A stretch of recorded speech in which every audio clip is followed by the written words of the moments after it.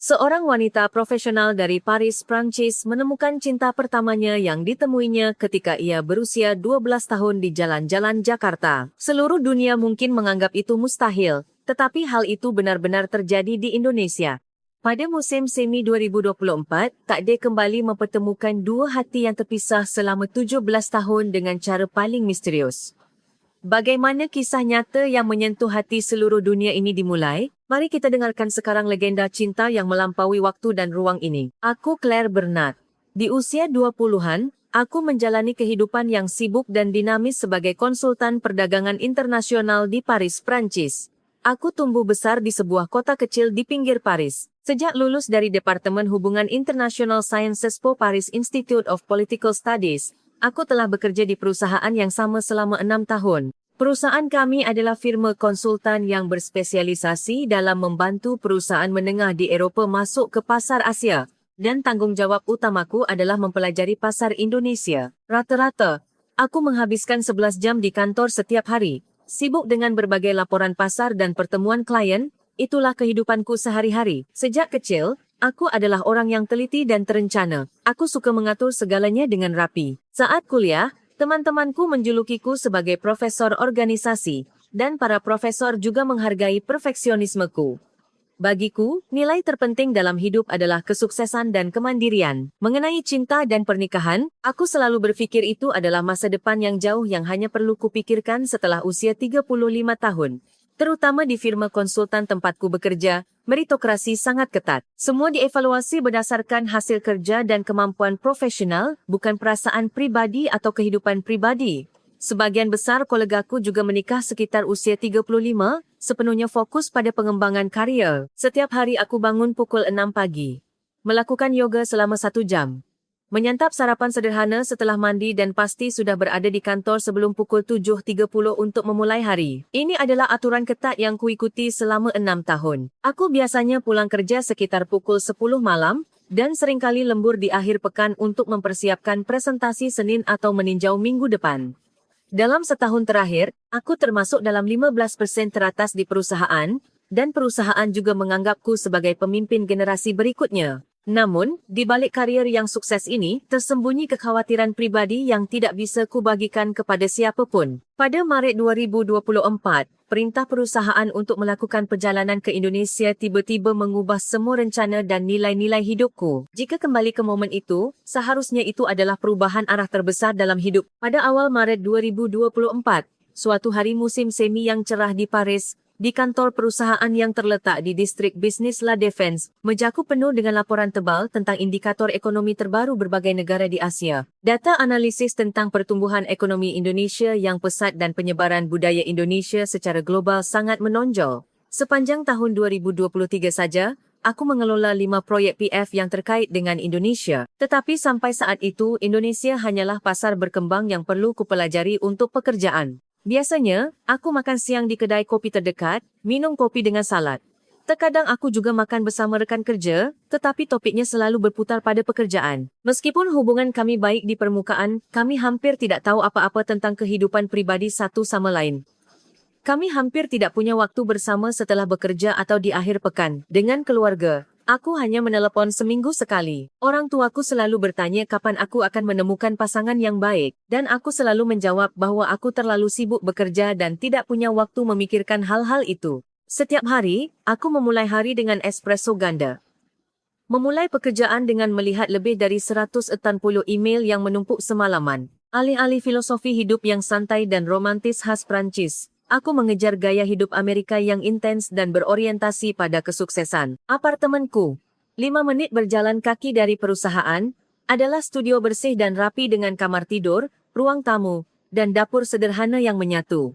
Saat memilih tempat tinggal, aku mengutamakan kepraktisan daripada suasana romantis. Asal ada toko serba ada 24 jam gym dan stasiun kereta bawah tanah di dekatnya itu sudah cukup. Mengenai pengalaman cinta, aku hanya memiliki hubungan 1 tahun dengan seorang senior di tahun ketiga kuliah, yang berakhir secara alami karena kami berdua sibuk mempersiapkan pekerjaan. Setelah itu, aku tidak memiliki hubungan serius dengan siapapun. Terkadang rekan kerja menyarankan kencan buta, tetapi aku menolaknya dengan alasan ingin fokus pada karier. Namun di balik kehidupan sehari-hari yang tampaknya sukses sempurna dan karier yang stabil, tersembunyi perasaan kosong yang semakin kuat dan kesepian yang mendalam, terutama ketika aku pulang sendirian ke apartemen di tengah malam dan berdiri di depan kulkas kosong. Selalu datang kegelisahan yang sama tetapi intens, seolah-olah ada hal terpenting yang hilang dalam hidupku. Perasaan ini sangat jelas pada malam akhir pekan atau ketika hujan, terutama di musim gugur atau musim dingin. Ketika aku mendengarkan hujan di luar jendela sambil sendirian bekerja, ada bahagian dadaku yang tiba-tiba terasa kosong, seolah aku akan menangis. Yang aneh adalah, pada saat-saat itu, kenangan masa kecil melintas kembali seperti gulungan filem. Yang paling jelas dari semuanya adalah gambaran seorang anak laki-laki Asia, teman sekelasku pada tahun 2007 ketika aku berusia 12 tahun di sekolah dasar. Nama anak itu adalah Marco Pratama. Dia adalah siswa pertukaran dari Indonesia. Pada waktu itu, karena ayahnya bekerja di Paris, dia hanya tinggal di sekolah kami selama 8 bulan. Dia sedikit lebih kecil dari anak seusianya dan sangat pemalu. Hampir tidak berbicara pada awalnya.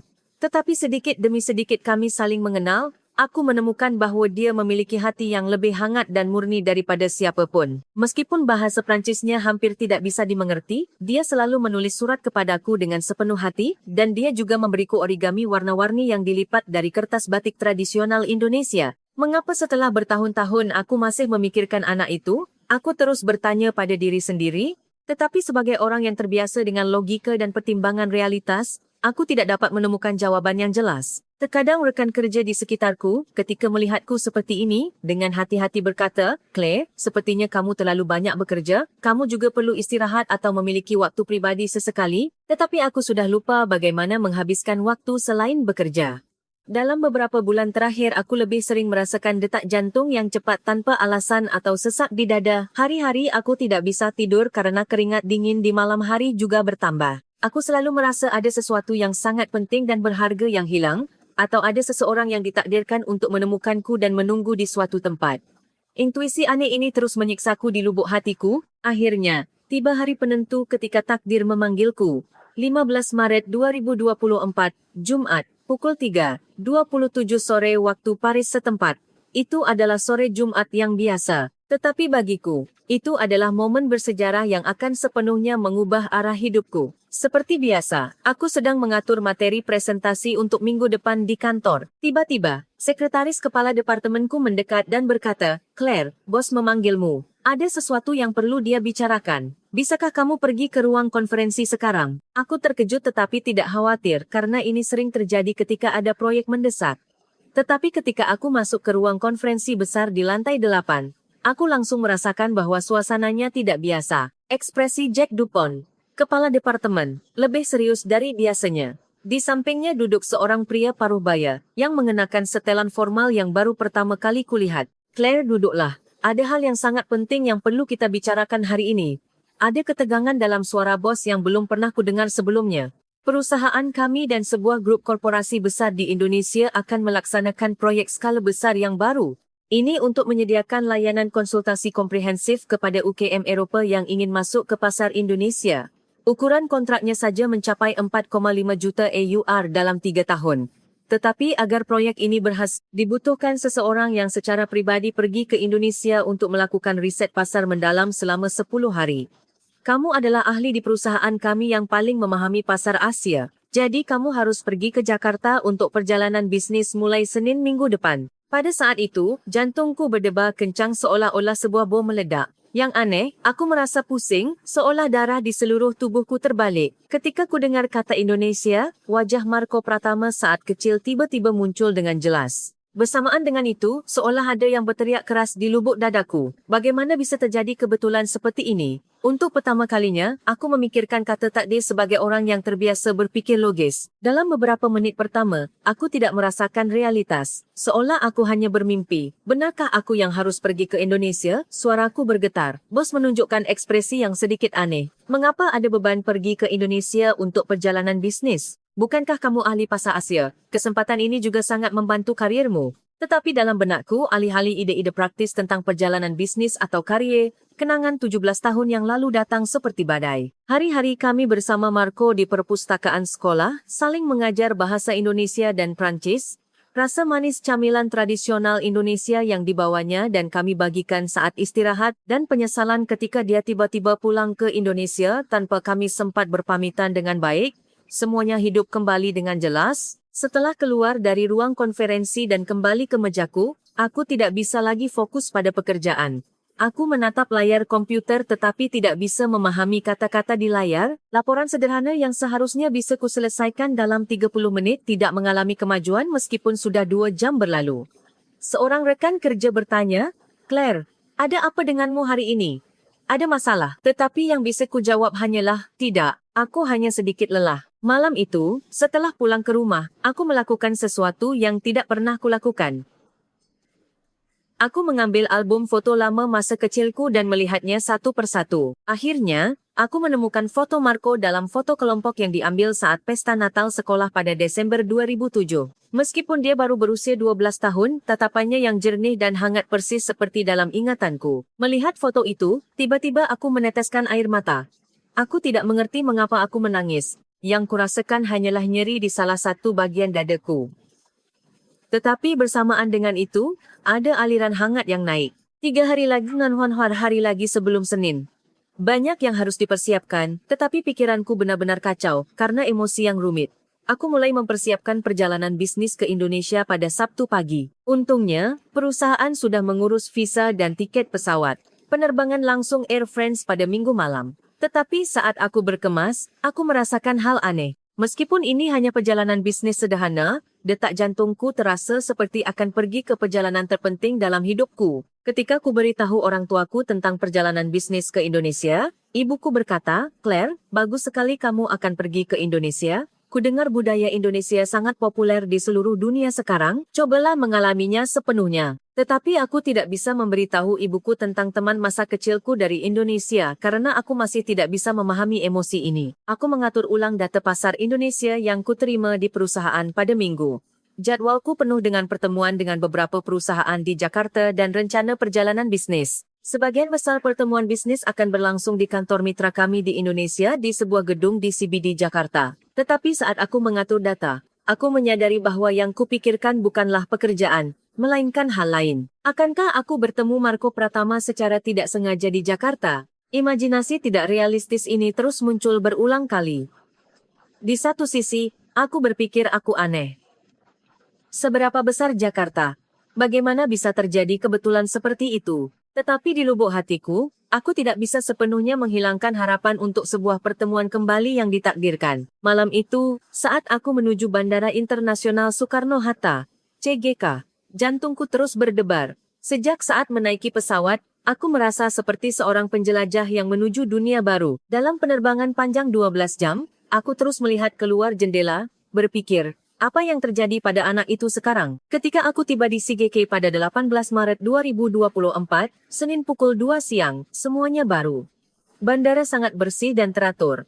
Keramahan dan efisiensi staf bandara sangat mengesankan. Ketika aku membawa dokumen dalam bahasa Prancis, seorang staf membantuku dengan bahasa Inggris yang sempurna. Saat aku naik kereta dari bandara menuju stasiun Jakarta, pemandangan di luar jendela terus menarik perhatianku. Gedung-gedung tinggi yang tak ada habisnya, pemandangan danau, dan orang-orang yang melintas di tengah kota sangat mengagumkan. Semangat kota yang sama sekali berbeda dari Paris menyambutku. Hotel yang disediakan perusahaan berada di CBD Jakarta, sebuah hotel mewah. Saat aku check-in, petugas resepsionis bertanya, "Apakah ini kunjungan pertama Anda ke Indonesia?" Aku menjawab, "Ya." Hal pertama yang kulakukan setelah meletakkan barang bawaanku di kamar hotel adalah mencari Marco Pratama di internet.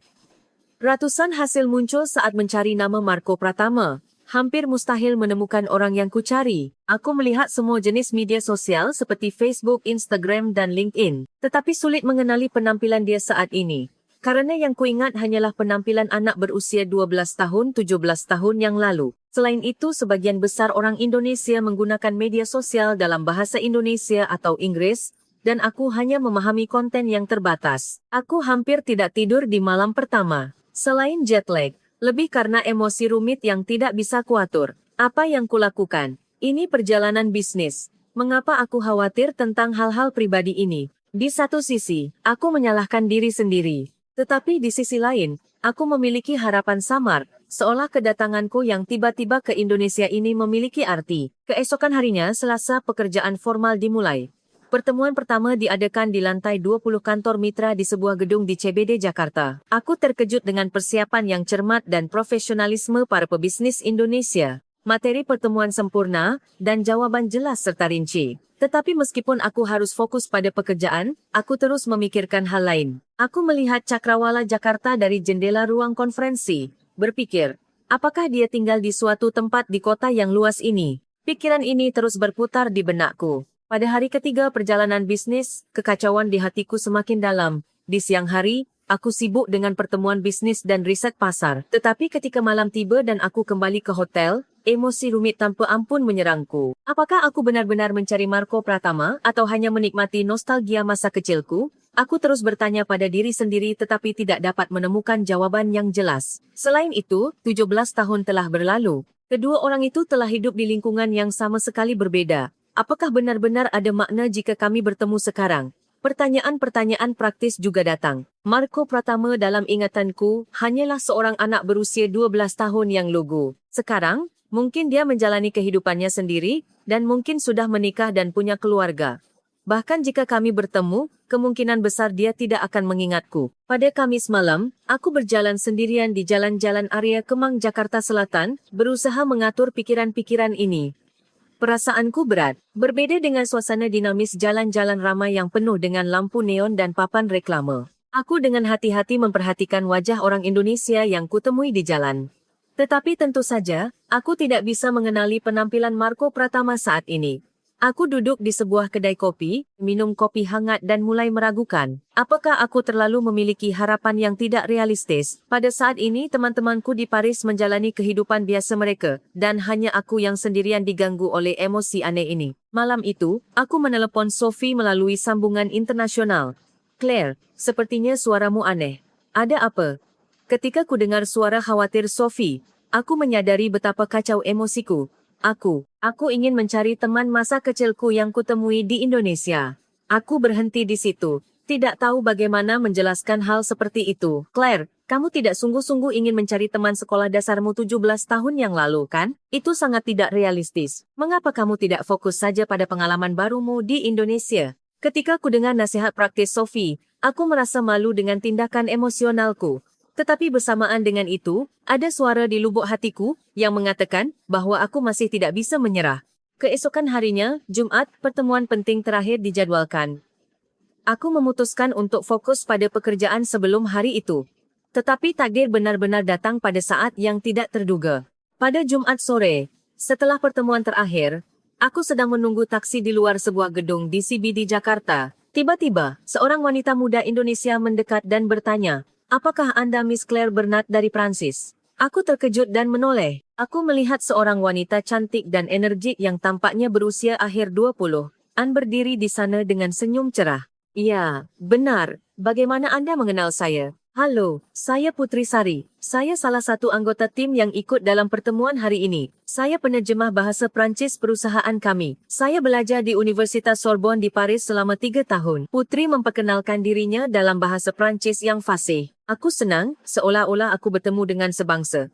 "Jika Anda punya waktu, apakah Anda ingin minum kopi? Saya juga tinggal di Prancis cukup lama, dan saya mengerti perasaan seseorang yang baru pertama kali mengunjungi Indonesia." Aku menerima tawaran Putri dan kami pergi ke kedai kopi terdekat.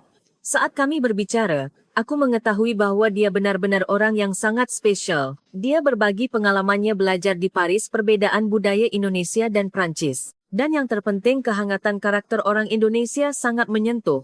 "Miss Claire, apakah ada sesuatu yang khusus yang ingin Anda lakukan atau tempat yang ingin Anda kunjungi di Indonesia?"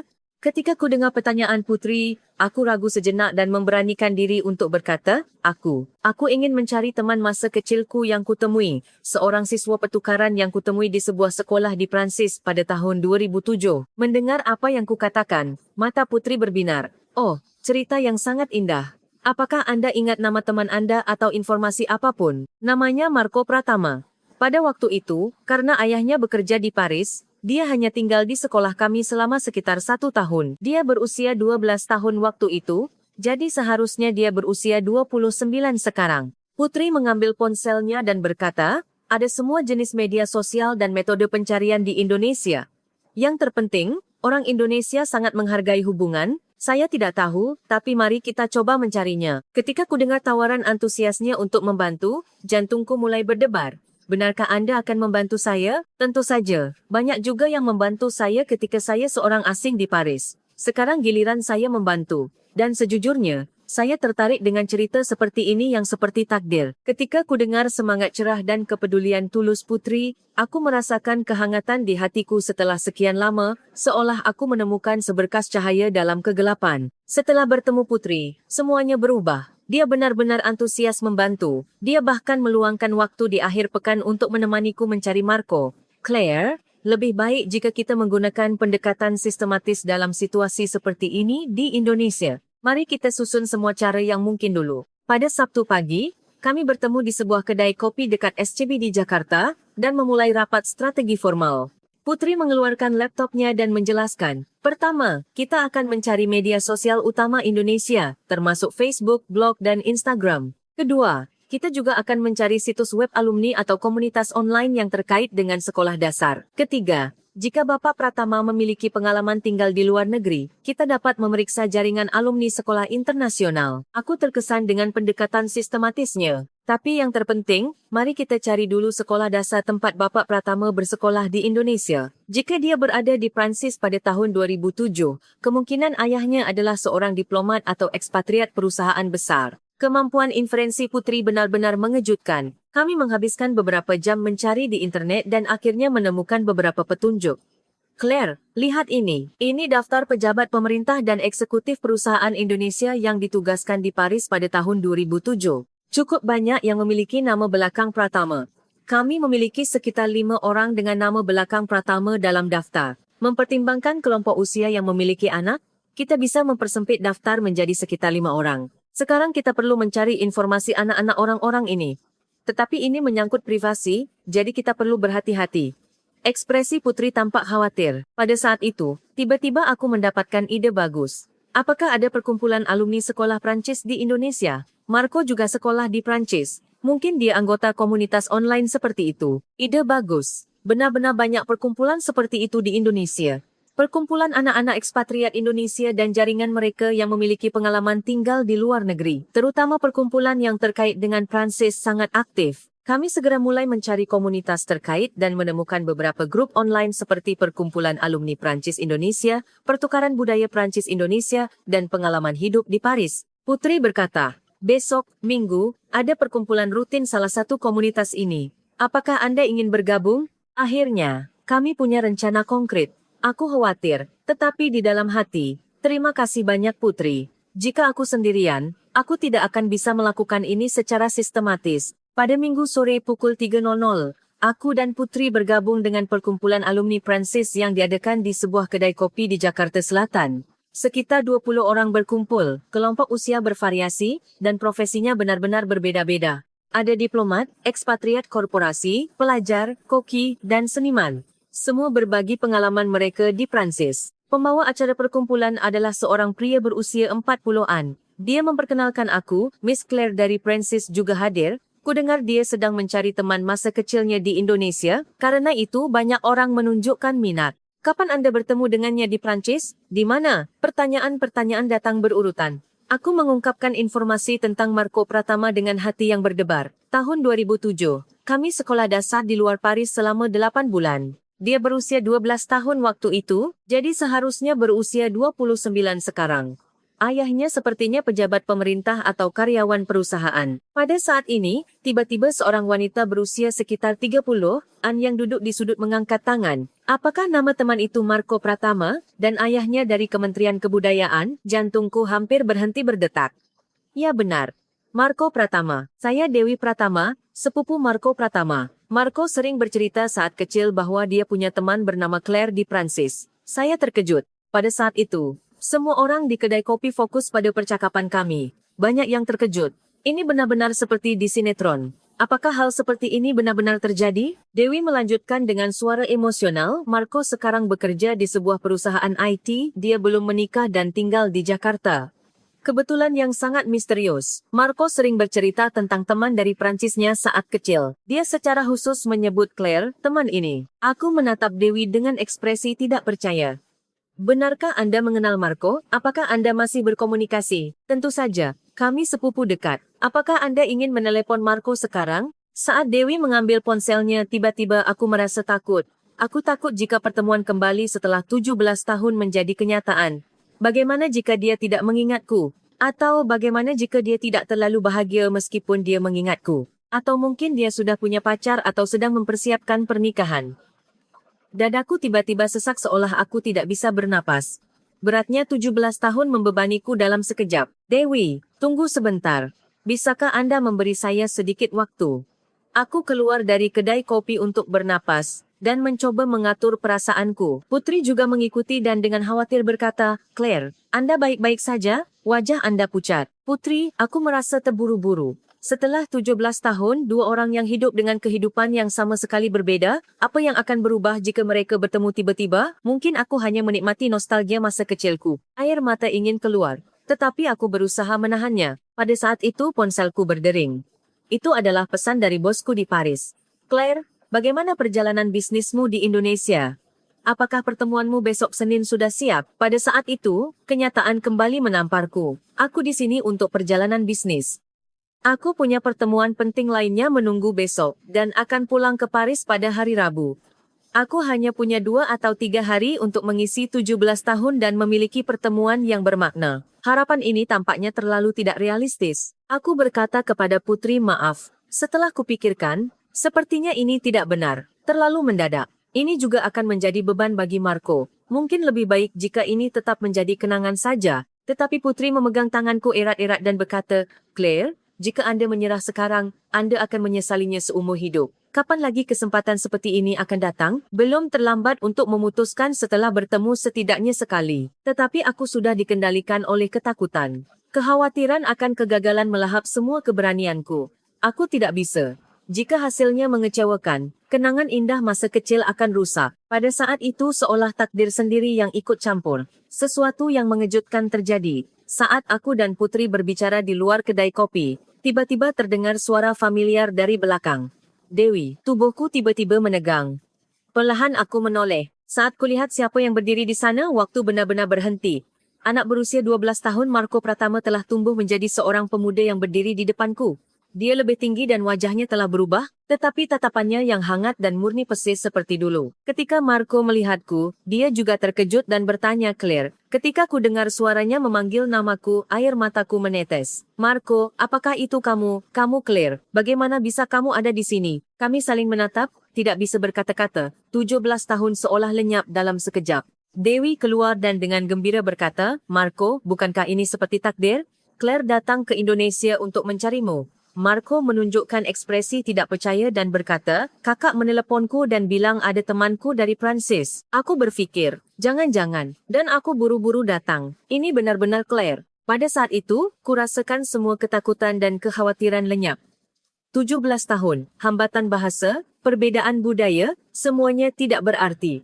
Kami saling mengenal seperti saat kecil. Perasaan murni pada waktu itu hidup kembali tanpa berubah. Marco, aku sangat merindukanmu. Setelah kamu tiba-tiba pulang ke Indonesia, aku selalu memikirkanmu, kataku dengan suara bergetar. Marco yang juga emosional berkata, aku juga tidak pernah melupakanmu Claire. Setiap kali aku mengingat waktuku di Prancis, aku selalu memikirkanmu.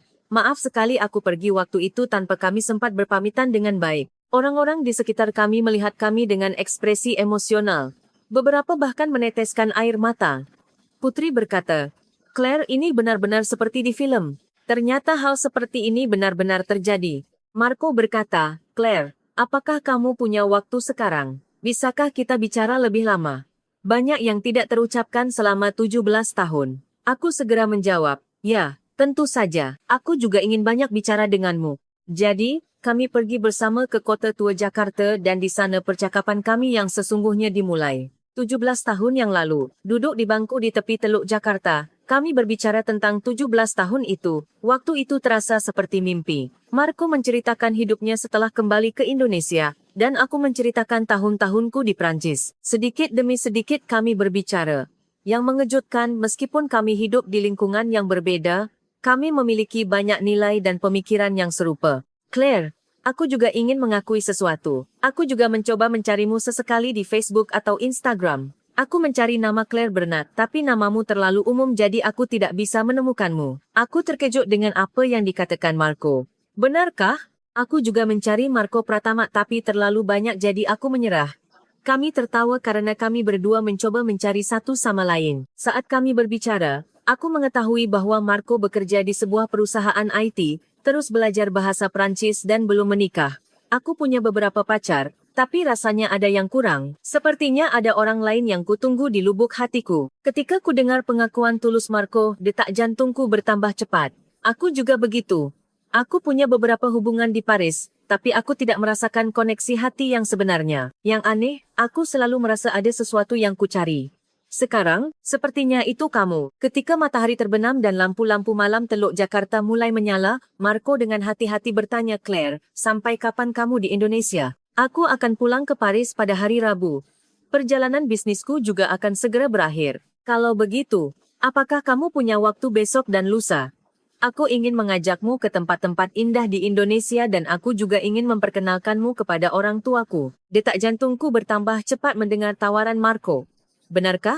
Apakah orang tuamu akan mengingatku? Tentu saja. Ayah terkadang menyebutkan waktunya di Prancis dan dia menyebutkan tentang Claire. Dia bertemu teman yang sangat baik di Prancis. Malam itu, saat kami berpamitan, Marco memegang tanganku erat-erat dan berkata, Claire, ini benar-benar seperti keajaiban kita bertemu lagi. Kita harus bertemu besok. Setelah kembali ke hotel, aku hampir tidak bisa tidur. Rasa syukur atas keajaiban pertemuan kembali setelah 17 tahun dan harapan untuk masa depan memenuhi hatiku. Keesokan harinya, Senin, menjadi hari paling spesial dalam hidupku.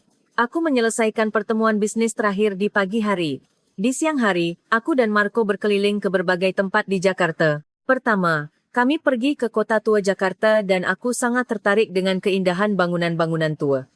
Saat kami berjalan, aku berpikir bagaimana jika aku tumbuh di rumah seperti itu? Marco bertanya, Claire, sepertinya kamu tertarik dengan budaya Indonesia. Apakah kamu ingin belajar bahasa Indonesia? Ya, sebenarnya.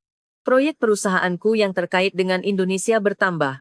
Dan aku ingin belajar bahasa Indonesia tapi sepertinya sulit belajar sendiri. Kalau begitu, aku yang akan mengajarimu. Bagaimana kalau kita punya kelas bahasa Indonesia rutin melalui video call? Detak jantungku bertambah cepat mendengar tawaran Marco. Ini bukan hanya sekadar belajar bahasa, tetapi cara agar kami terus memiliki koneksi di masa depan. Malam itu, aku diundang ke rumah orang tua Marco untuk makan malam. Ayah Marco berkata, Claire, senang sekali bertemu Anda. Marco sering bercerita tentang Anda ketika dia di Prancis. Dia berkata, kalian saling membantu banyak waktu itu. Ibunya menyiapkan rendang dan soto ayam untuk kami. Khawatir aku mungkin tidak terbiasa dengan makanan Indonesia, tetapi dia senang melihat aku makan dengan lahap. Terutama aku terkesan dengan rasa rendang yang kaya. Ibu Marco berkata, saya akan mengajari Anda resepnya. Anda juga bisa memasaknya ketika kembali ke Prancis. Dan dia dengan hati-hati menuliskan resepnya untukku. Dalam perjalanan pulang, Marco berkata, orang tuaku sangat menyukaimu, Claire, terutama ayah. Dia bilang, aku sangat beruntung bertemu teman seperti kamu. Malam itu aku melakukan panggilan video dengan orang tuaku di Paris dan menceritakan apa yang terjadi hari itu. Ibuku berkata, Claire, takdir memang mempertemukan kalian berdua. Seorang teman yang masih mengingatmu setelah sekian lama, itu orang yang sangat spesial.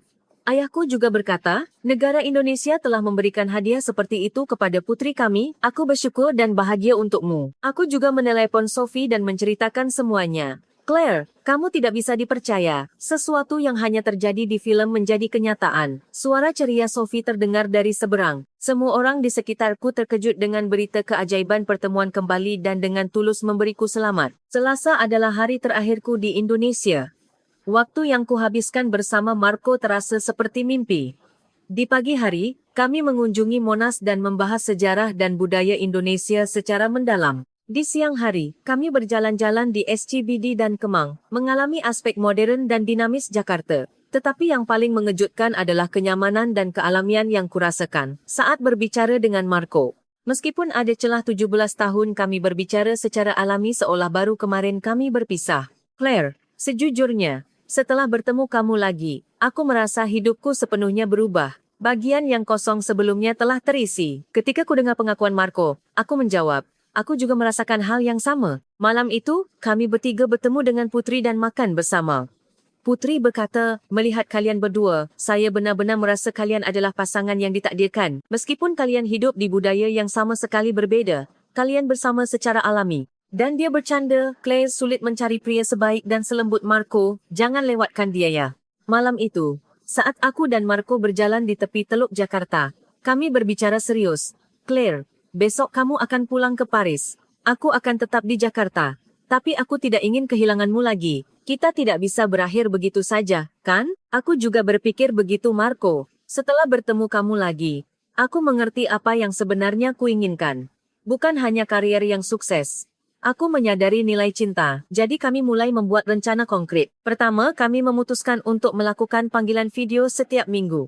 Marco akan mengunjungi Paris saat liburan musim panas, dan aku akan kembali ke Indonesia secara pribadi pada musim gugur. Dan Claire, jika memungkinkan, apakah perusahaanmu punya rencana untuk membangun cabang di Indonesia? Dengan begitu, kamu akan punya kesempatan untuk bekerja di Indonesia. Saran Marco juga realistis. Faktanya perusahaan kami sudah lama membahas perluasan ke pasar Asia. Malam itu, aku mengirim email ke bosku di perusahaan. Perjalanan bisnis ke Indonesia ini membuatku merasa lebih yakin akan potensi pasar Indonesia. Jika kita membuat rencana konkret untuk masuk ke Indonesia, aku ingin menjadi kepala lokal. Tentu saja, aku tidak menyebutkan alasan pribadiku, Marco, tetapi profesionalisme dan hasratku untuk pasar Indonesia adalah nyata. Rabu siang, perpisahan di Sigike benar-benar mengharukan. Marco mengantarku ke bandara. Ketika kami saling berpelukan untuk terakhir kalinya di Departure Lounge, kami berdua meneteskan air mata. Claire, ini bukan perpisahan yang sebenarnya. Ini baru permulaan kita. Aku mengangguk pada apa yang dikatakan Marco. Ya, sekarang semuanya baru dimulai. Kita sudah menunggu 17 tahun. Sekarang kita akan menciptakan masa depan bersama. Penerbangan 12 jam kembali ke Paris berlalu.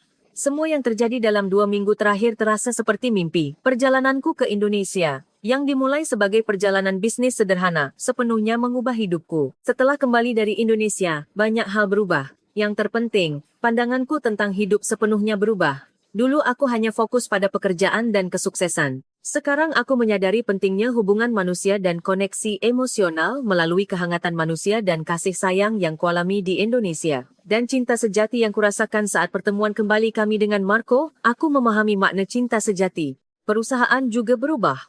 Saran saya untuk membangun cabang di Indonesia mulai dievaluasi dengan antusias. Claire, laporan perjalanan bisnismu di Indonesia benar-benar luar biasa. Aku merasakan pemahaman dan hasratmu yang mendalam untuk pasar Indonesia. Benarkah kamu ingin mengelola proyek masuk ke Indonesia ini?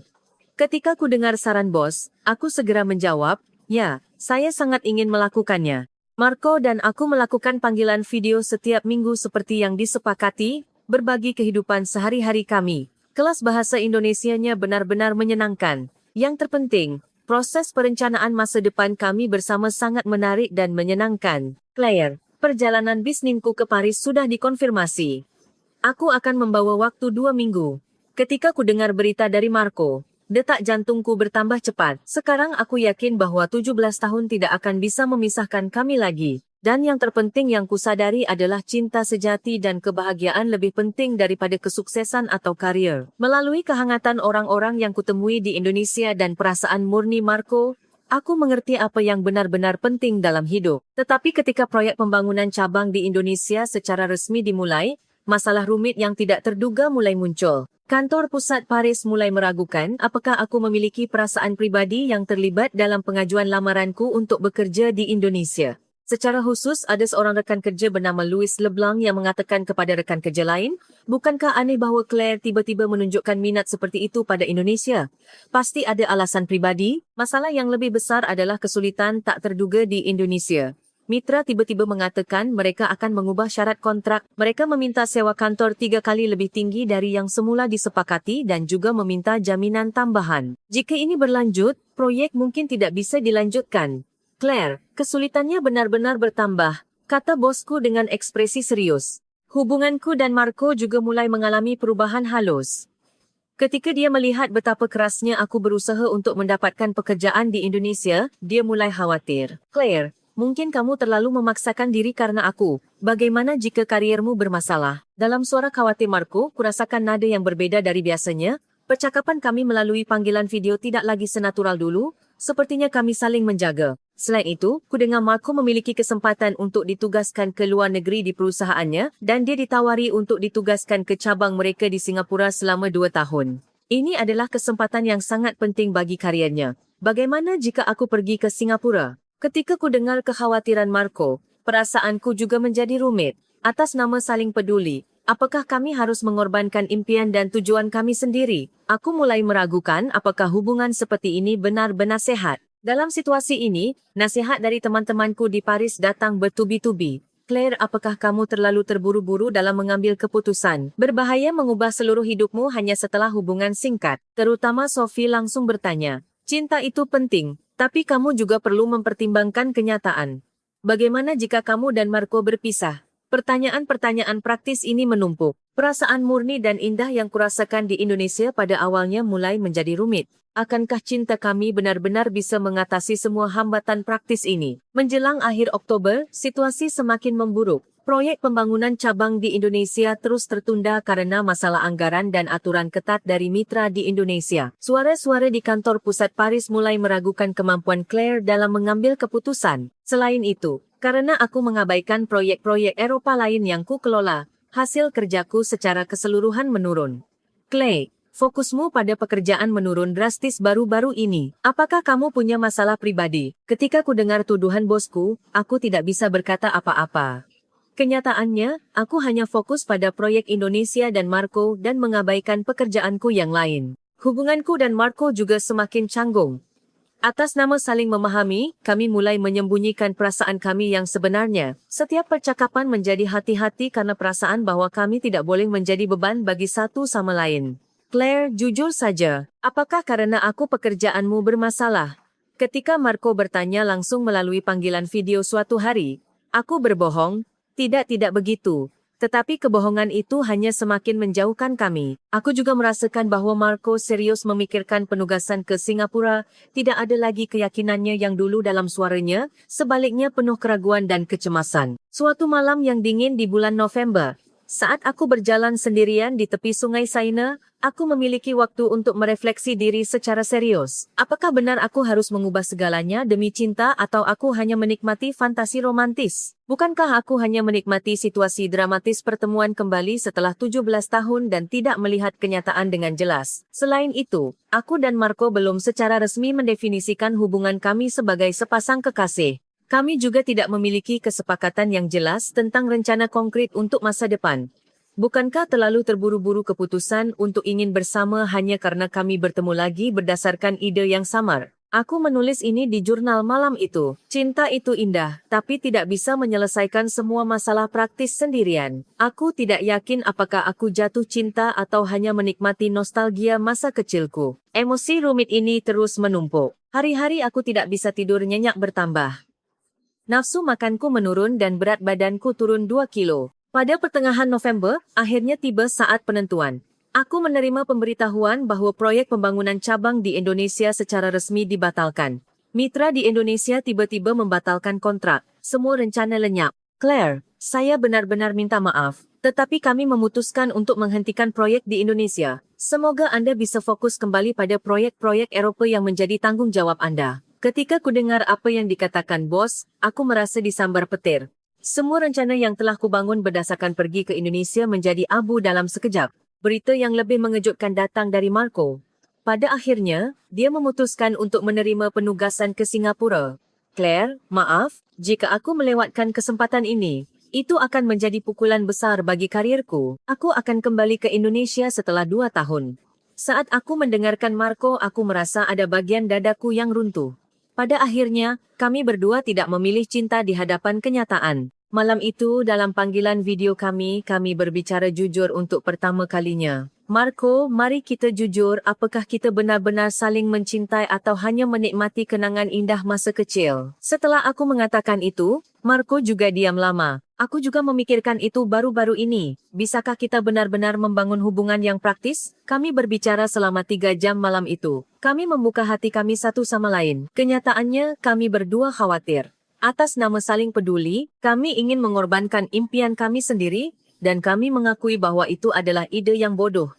Claire, mungkin kita hanya butuh lebih banyak waktu. Mari kita berjalan di jalur kita sendiri dulu, dan pada saat yang sama kita konfirmasi, apakah kita benar-benar membutuhkan satu sama lain. Meskipun tawaran Marco menyakitkan, aku juga merasa lega. Jadi, kami memutuskan untuk menjaga jarak dulu.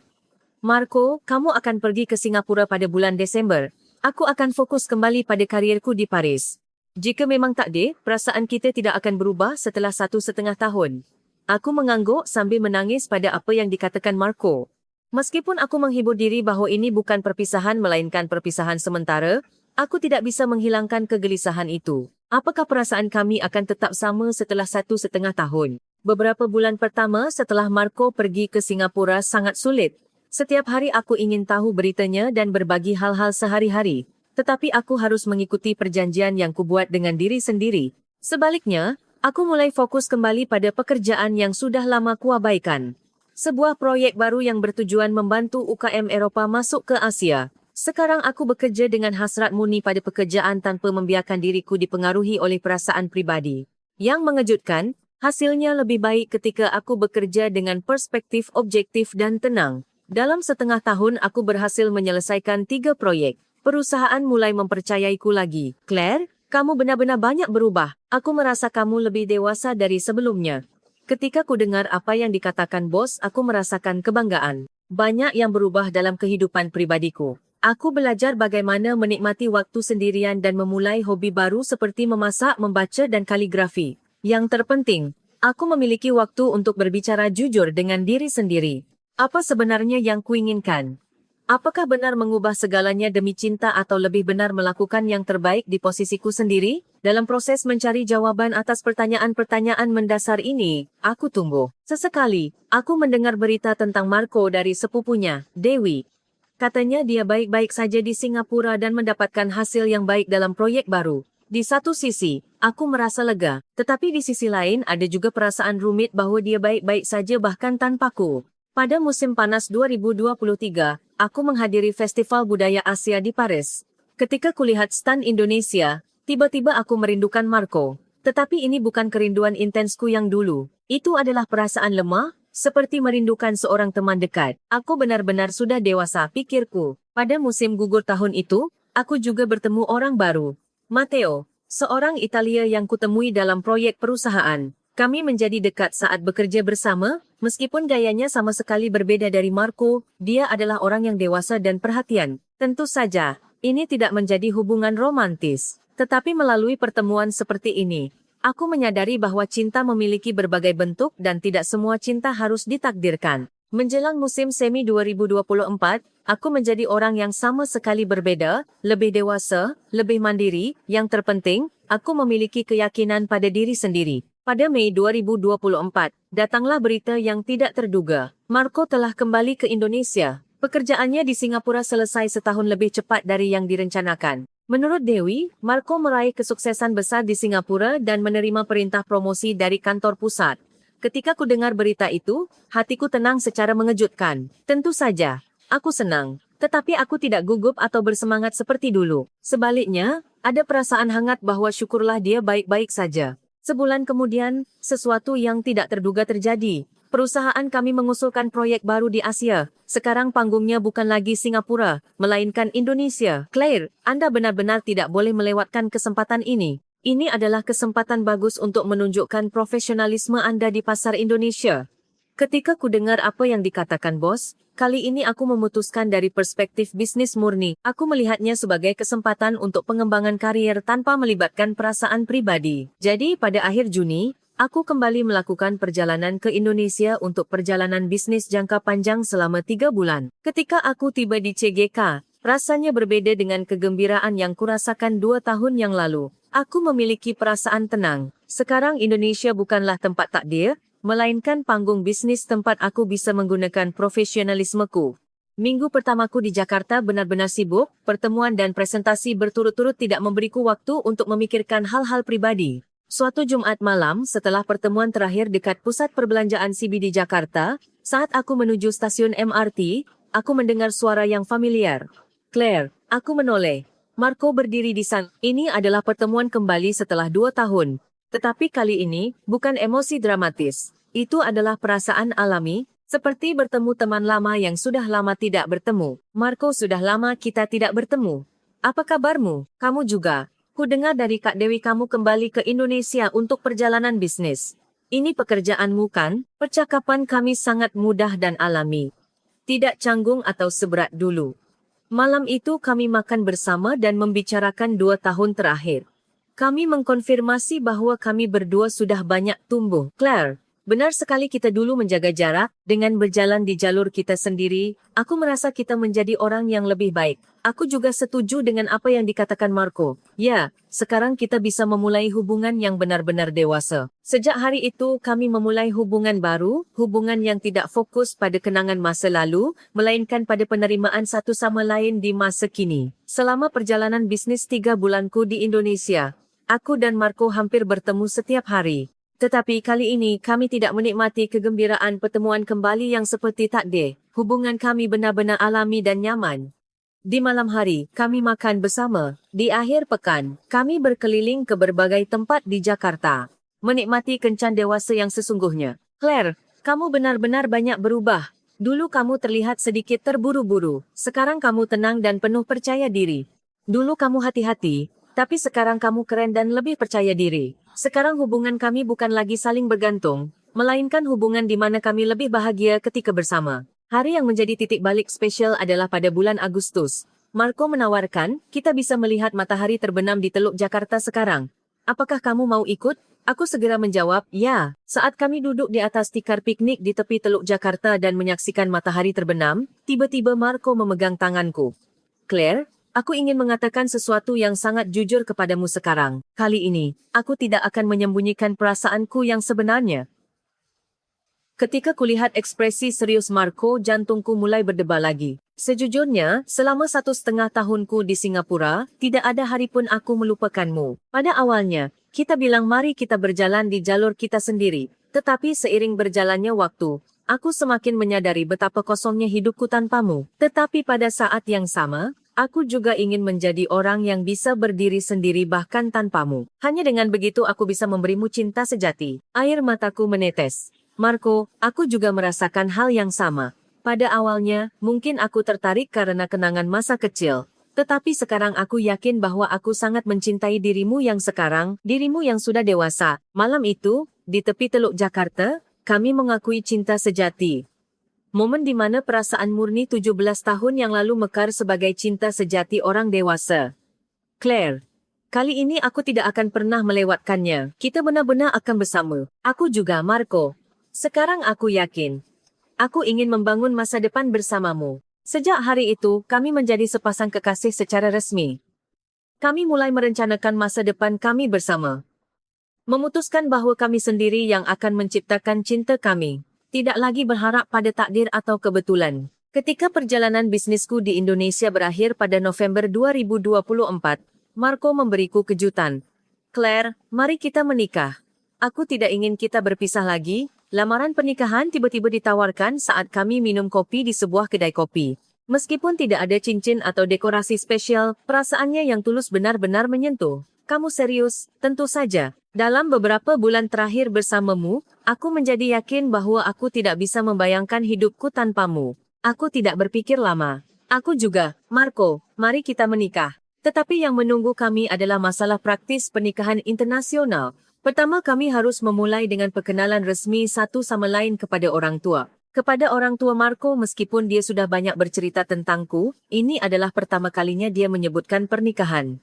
Ayah, ibu saya ingin menikah dengan Claire, kata Marco dengan tulus. Ayahnya menjawab, bagus, kami sudah lama menganggap Claire sebagai putri kami. Kami bahagia jika kalian bahagia. Dia langsung setuju. Ibunya juga berkata, saya senang Claire akan menjadi bagian dari keluarga kami. Marco, saya serahkan dia kepadamu, dan dia meneteskan air mata. Tantangan yang lebih besar adalah menyampaikan berita kepada orang tuaku.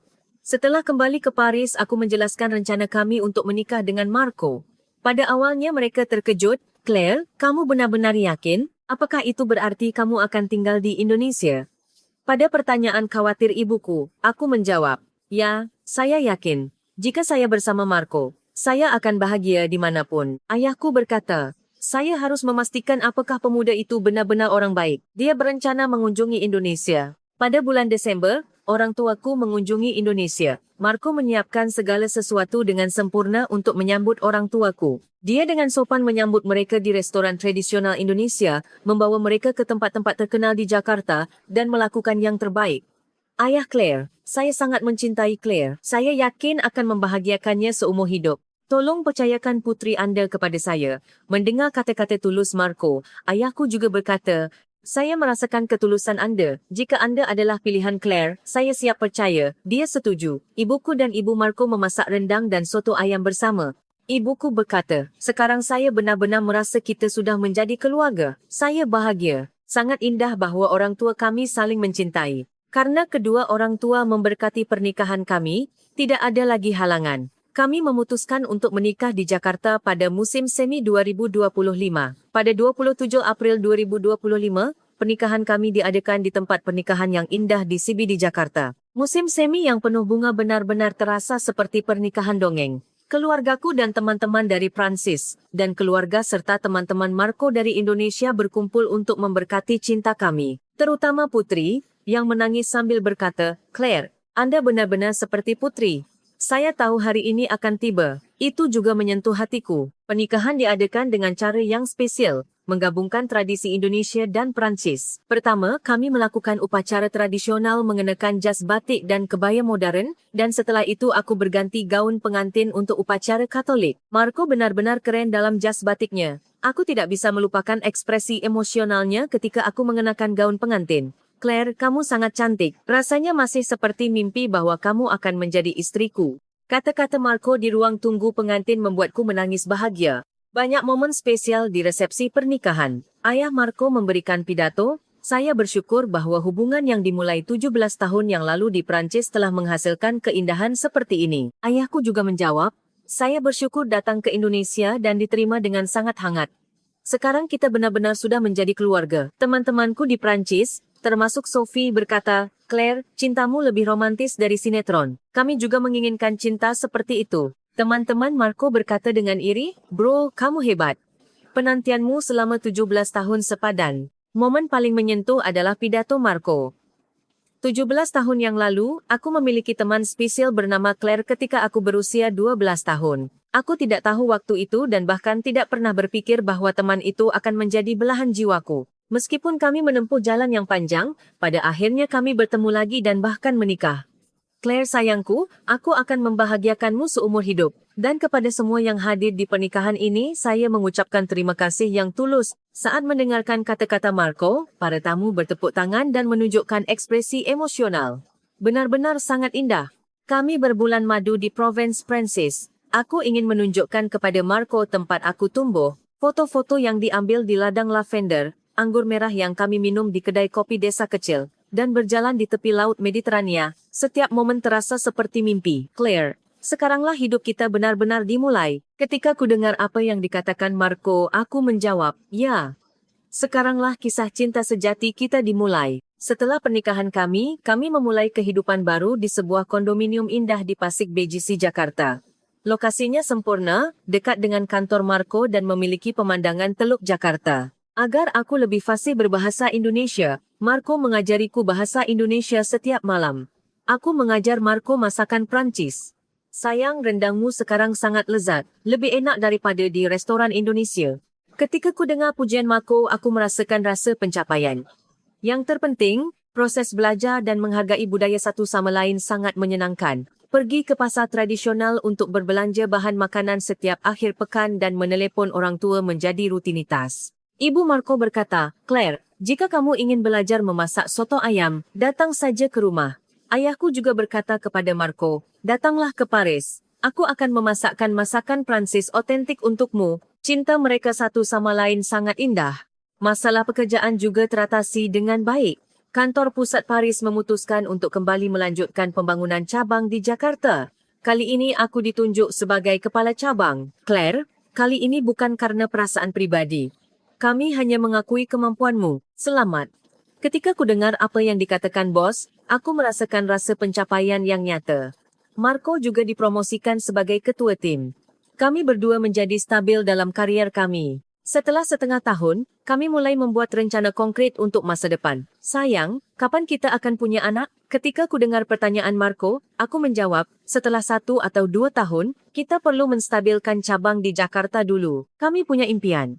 Jika kami memiliki anak, kami ingin mengajari mereka bahasa Indonesia dan Prancis dan membesarkan mereka sebagai talenta global sejati. Kami juga berencana pindah ke rumah yang lebih besar dan sepakat untuk bolak-balik antara Prancis dan Indonesia setiap tahun untuk menghabiskan waktu dengan keluarga kami. Kisah hidup kami yang sesungguhnya baru saja dimulai. Terima kasih banyak telah mendengarkan cerita panjang ini.